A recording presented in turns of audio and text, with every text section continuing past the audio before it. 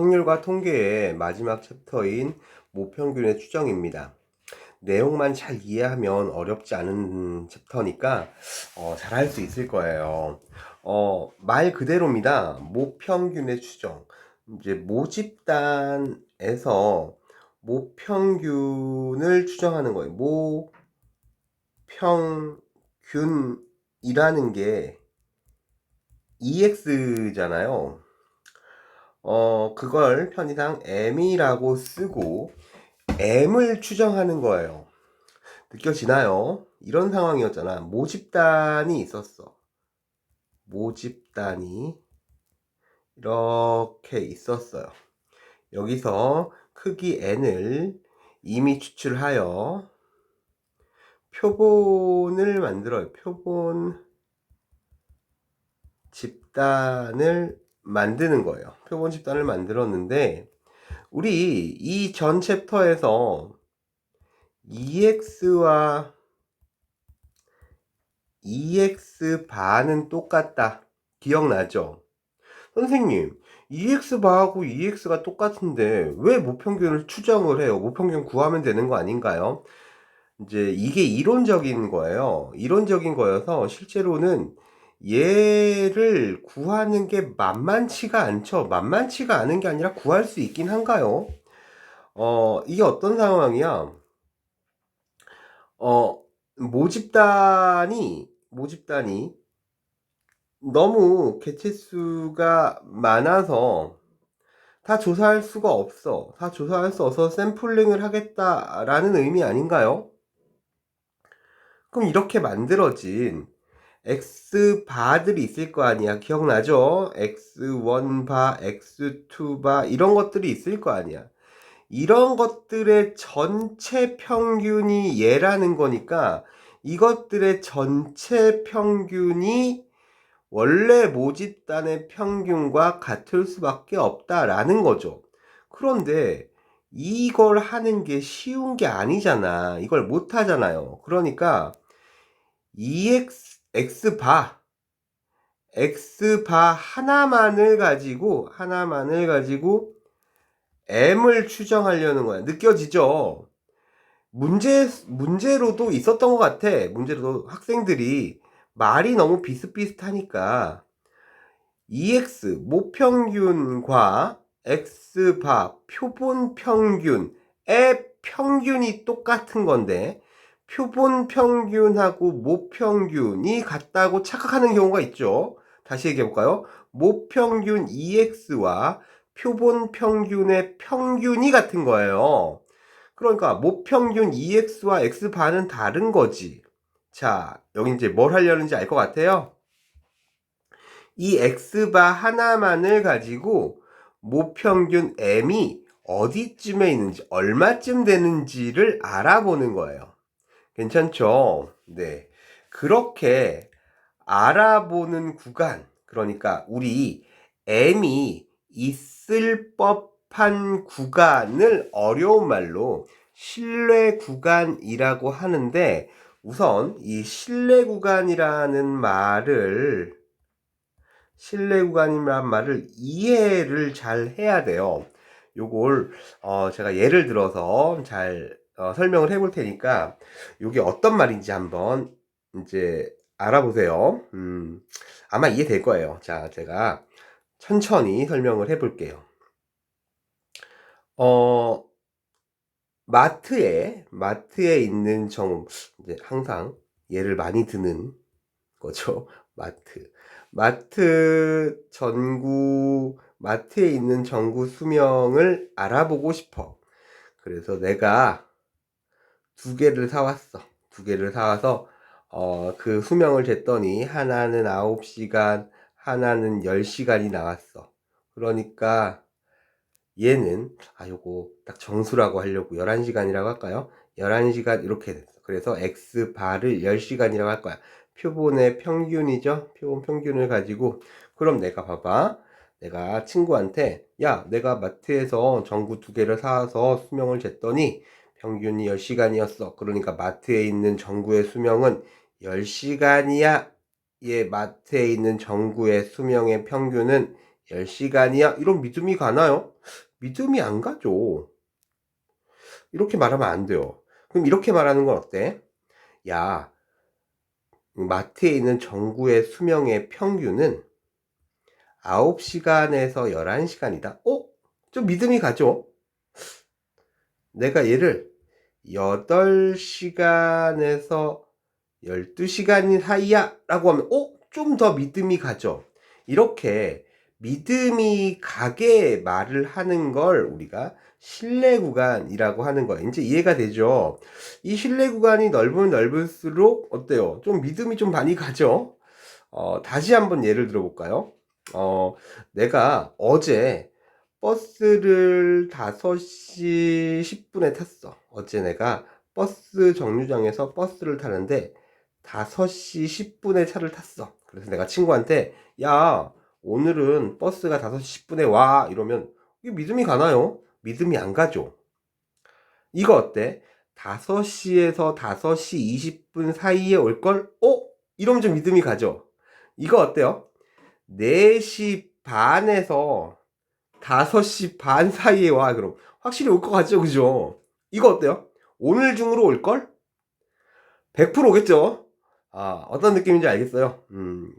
좀 우스운 예를 들긴 했지만 요런 느낌이에요. 이런 걸 우리가 신뢰 구간이라고 하는 거예요. 그러니까 여기 있는 내용을 좀 종합해 보면 이런 얘기예요. 모평균의 추정이라는 건 M이 존재하는, M이 들어가는 그 구간을 구하는 건데, 누구를 이용하는 거냐 하면, 표본 평균을 이용할 거예요. 그럼 표본 평균의 평균하고는 다른 거잖아. 표본 평균은 그냥 속 편하게 한 번만 조사했다. 괜찮나요? 한 번만 조사했다. 요런 느낌이 좀 속 편한 거예요. 그러니까 xbar을 이용하는 거야. xbar을 이용해서 m을 추정할 건데 그게 xbar보다 작은 무엇, xbar보다 큰 무엇 사이에 있지 않겠어요? 아까 얘 기억하나요? 5시 10분에 버스가 와. 이거보다 5시에서 5시 20분에 와. 이게 좀 더 믿음이 가잖아. 이해되죠? xbar을 이용해서 xbar에서 뭘 빼고 xbar에서 뭘 더한 요런 사이에 있을 거라는 거 느껴지죠? 지금부터 신뢰 구간을 유도할 거예요. 자, 신뢰 구간을 유도할 건데 상황은 이렇습니다. 모집단의 평균 m을 추정을 할 거야. 어떤 상황이냐 하면 크기 n을 이미 추출한 표본 평균을 xbar라고 할 거예요. 표본 평균을 xbar라고 할 건데 xbar은 n이 충분히 크다라고 하는 건 이제 괜찮죠. 이해될 걸 앞에 얘기를 다시 하게 되는데 잠깐 얘기하면 이래요. 모집단이 정규분포를 이루면 표본 집단도 정규분포를 이루게 되고 모집단이 정규분포를 이루지 않아도 n이 충분히 크면 표본은 정규분포를 이루는 거예요. 그 표본 집단은 m, 루트 m분의 시그마의 제곱을 따르게 되죠. 여기까지 괜찮죠? 그래서 나는 이 xbar을 이용해서 어떤 느낌이라고? 한 번만 조사한 거야. xbar을 이용해서 모평균 m을 추정할 건데 얼마만큼의 믿음을 줘야 되냐 하면 알파 퍼센트의 믿음을 준다라고 합시다. 그걸 우리가 신뢰도라고 하는 거예요. 믿음이 가는 확률인 거죠. 신뢰도 알파 퍼센트의 믿음을 줘야 돼. 얘는 확률로서는 얼마라고? 100분의 알파라고 할 수 있죠. 근데 그 100분의 알파는 어디에 있었던 거야? 표본에 있는 거잖아요. 표본은 정규분포를 따르고 있으니 정규분포의 확률은 요런 확률 밀도 함수 안에 있는데, 아이고,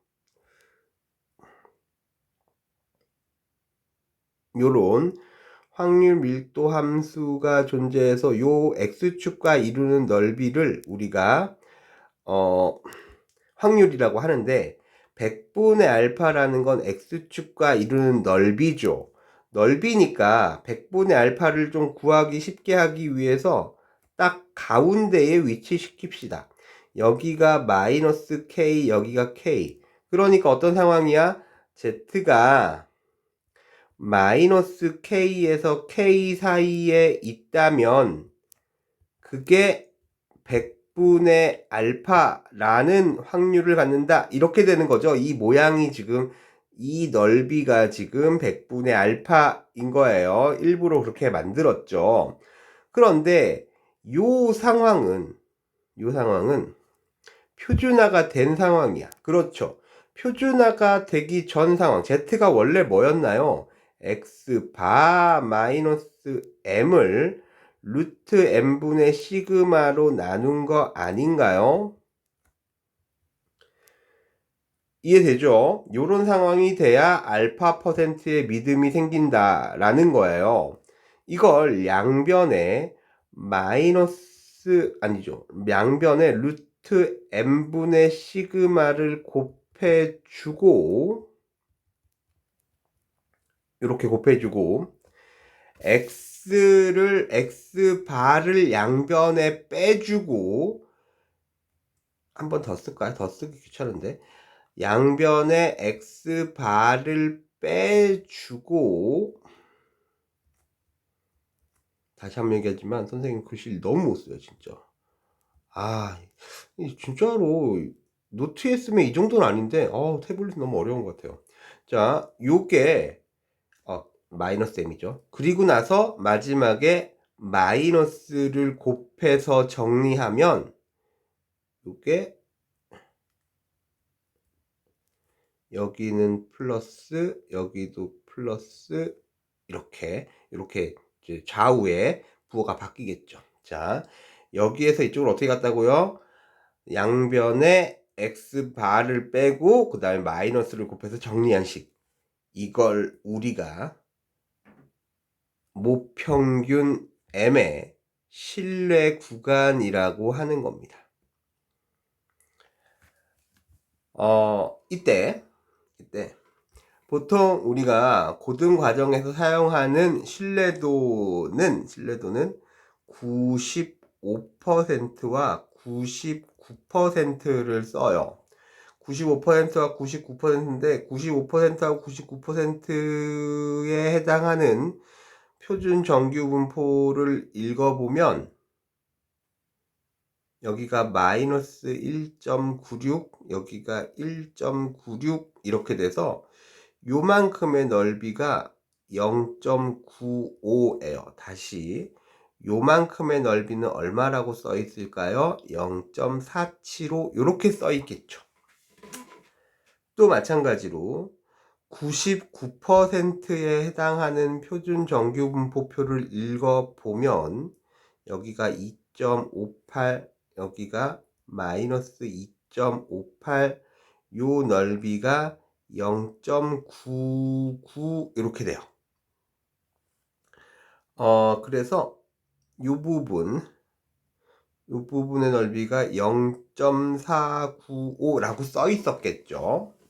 자, 정리할게요. 얘는 알파 퍼센트의 믿음을 신뢰도 알파 퍼센트의 믿음을 줄 수 있는 신뢰 구간이에요. 얘는 알파 퍼센트, 신뢰도 알파 퍼센트의 신뢰 구간인데 보통 고등 과정에서는 95%와 99%를 사용을 해요. 그러니까 95%로 추정을 했을 때는 x바 마이너스 1.96 곱하기 루트 n분의 시그마보다 크거나 같고 더하기 1.96 곱하기 루트 n분의 시그마보다 작거나 같다. 이것도 99%로 추정을 하면 x바 마이너스 2.58 곱하기 루트 n분의 시그마보다 크거나 같고 x바 플러스 2.58 곱하기 루트 n분의 시그마보다 작거나 같다. 이렇게 써 있어요. 뭐 외워야죠. 나는 여러분들이 뭐 요것만 알면 풀 수 있으니까 외울 거라고 믿어요. 자, 정리할게요.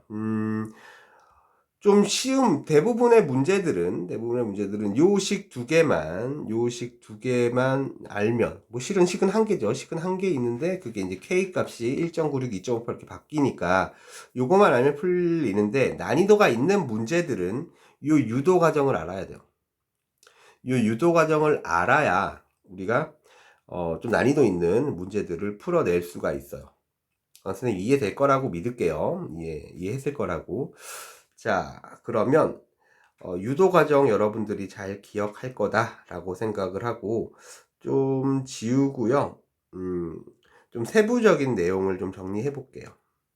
자, 우리는 모평균의 추정을 하고 있습니다. 모평균의 추정을 하고 있어요. 모평균의 추정은 어떻게 생겼다고요? m은 누구를 이렇게 적어 놓을까요, 선생님이? x 표본 평균이죠. x 바를 이용해서 추정하는 거예요. x 바라는 건데 표본 평균이잖아요. 그 표본 평균을 이게 이거랑 다르다는 거 느껴야 돼요. 2x 바하고 죄송합니다. 2x 바하고는 다른 거죠. 이거 지워야겠다. 요거 지우고 얘는 2x 바하고는 다른 거예요. 요거 이제 이해를 할 거라고 믿습니다. 자, x 바를 이용해서 선생님 맨날 드는 그런 예를 얘기해 주면 마트에 있는 전구의 수명의 평균을 조사하기 위해서 한 번 딱 x 바를 구해 봤다. 그 x 바를 가지고 m을 추정한다. 요 느낌이 가장 속편합니다. x 바를 가지고 모평균을 추정하면 모평균은 어디에 있냐 하면 요 사이에 있어요. x바 마이너스 k 곱하기 루트 n분의 시그마, x 플러스 k 곱하기 루트 n분의 시그마 사이에 있는데, 얘는 좀 전에 보였던 유도 과정을 좀 기억해 주는 게 좋다라고 했어요. 자, 요걸 우리가 뭐라고 하냐면 이걸 신뢰 구간이라고 불러요. 신뢰 구간이라고 불러요. 신뢰 구간인데 보통 99%의 신뢰 구간일 때는 K 값이 얼마라고요? 2.58이 되고 95%의 신뢰 구간은 K 값이 1.96이라고 선생님이 얘기를 했어요. 표준 정규분포표를 읽어주면 되고 이제 문제에 나와 있어요. 자, 요것만 알면 다 풀려요, 실은.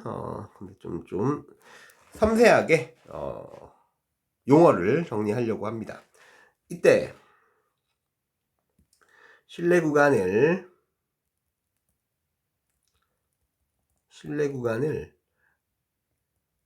알파에서 베타 사이다 라고 했을 때 베타 마이너스 알파를 신뢰 구간의 길이 폭 이렇게 말해요. 이게 이해되죠? 큰 거 작은 걸 뺐으니까 큰 거에서 작은 걸 뺐으니까 신뢰 구간의 길이잖아요.